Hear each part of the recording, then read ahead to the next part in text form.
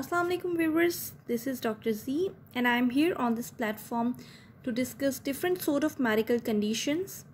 We'll discuss over here the different medical conditions, their symptoms, pathophysiology, treatment, and as well as we'll also discuss lifestyle modifications for the treatment of the disease. So first of all, we are here to discuss diabetes mellitus. As we know that diabetes is very much prevalent in our society. So first of all, we'll have the first lecture about diabetes. Here we are going to discuss the definition of diabetes. Actually, there are a number of definitions of diabetes, but here we are going to discuss the definition from American Diabetes Association. Here we have to know that diabetes is basically a group of metabolic diseases that is basically characterized by inappropriate hyperglycemia, that is increased blood sugar level, that would be resulting from defects in insulin secretion and insulin action, or maybe both. So we'll characterize the definition as the diabetes mellitus as a group of metabolic diseases that is characterized by inappropriate hyperglycemia resulting from defects in insulin secretion and insulin action, or the both. So, according to American Diabetes Association, we have a number of symptoms for diabetes. Here we'll discuss them one by one. The number one symptom is polyuria.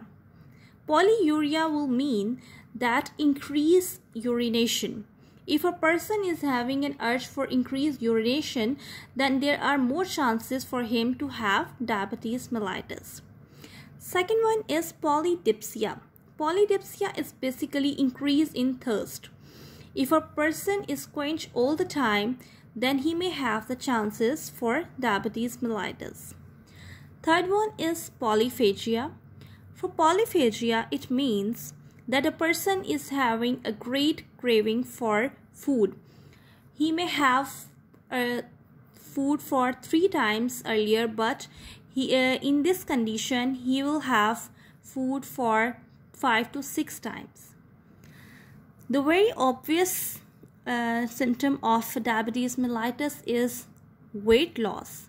If you see a person who is apparently become very thin and lean in few days, so you have to go for diabetes test.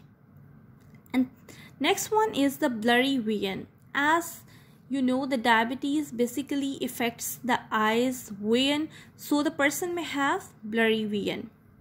Next one is fatigue. The person may feel fatigue, may feel lethargy, and person may feel headache. And another very obvious symptom of diabetes is wound healing. If God forbid the person is having any wound or any sort of cut or injury, then there would be a very late or poor healing for that matter. So these are the few symptoms that are of diabetes mellitus. They may be occur initially or occur during diabetes. Nextly, we have organs that are more affected by diabetes mellitus. Mostly those organs are being more affected by diabetes mellitus that have narrow vessels. That may be eyes, kidney, heart, or maybe feet.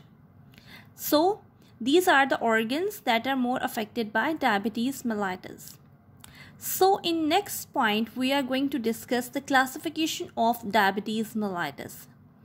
So basically there are 4 clinical classes of diabetes if we classify them. First is type 1 diabetes mellitus, that is also called juvenile diabetes mellitus. Then we have type 2 diabetes mellitus. Third one is gestational diabetes mellitus, that is GDM. On the 4th number, we have other specific types that we'll discuss it later. And it's not a type, but we'll discuss it, that is pre-diabetes. So we'll discuss these types one by one. So first of all, we are going to discuss type 1 diabetes mellitus. In type 1 diabetes mellitus, it is basically characterized as absolute insulin deficiency. As we know that there are two types of cell in Ides of Langerhans, that is, one is alpha cell and other is beta cell. In this type of diabetes, the beta cells of Ides of Langerhans will get destroyed by the autoimmune destruction. So, because antibodies to glutamic acid and beta cells of islets of Langerhans will be made, and it will call destruction of these elements.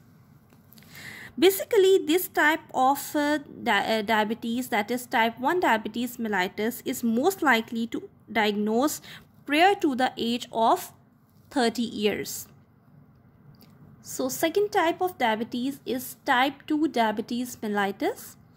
It is basically most common form of diabetes that is prevalent in our area, and it basically occurs in persons who have age over 30 years.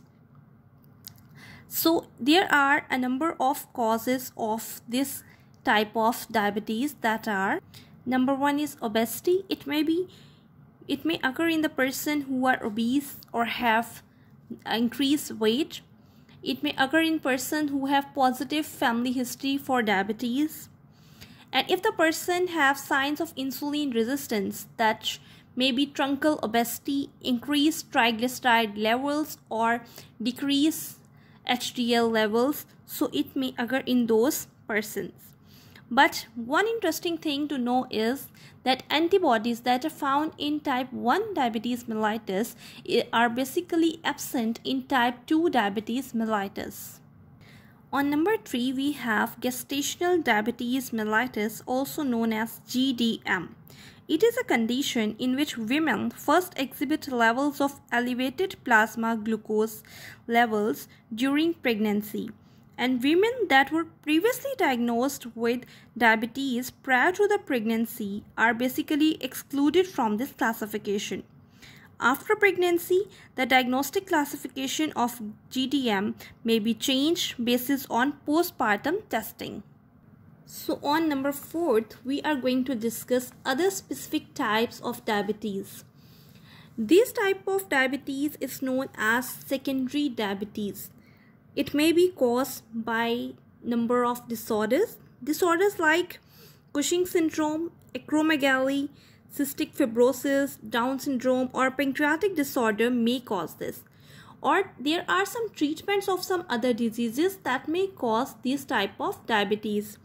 Some treatment like glucocorticoids or steroids or antipsychotic drugs may cause this type of secondary diabetes.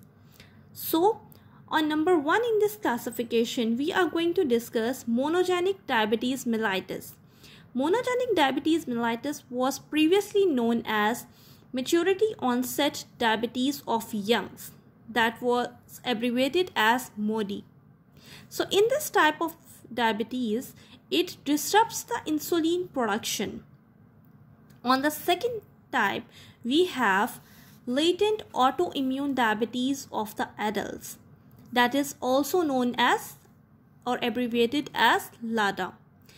In this type of diabetes, there are destruction of beta cells, just like as it happens in type 2 diabetes mellitus.